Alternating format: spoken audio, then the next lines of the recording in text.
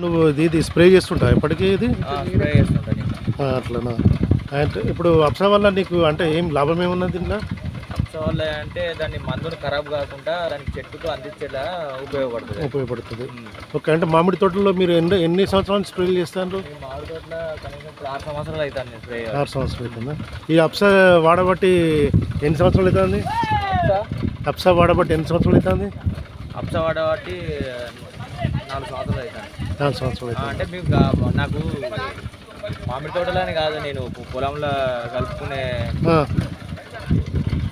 డిఏపీలో కానీ యూరియాలో కానీ ఎందులో కలుపుకొని చల్లుకుంటాం. ఓకే, ఎవరు మీది? మాది బావుపేట.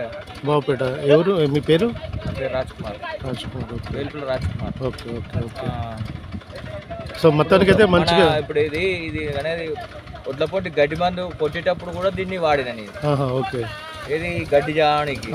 ఓకే, గడ్డి జావనికి కూడా మంచిగానే పనిచేసింది.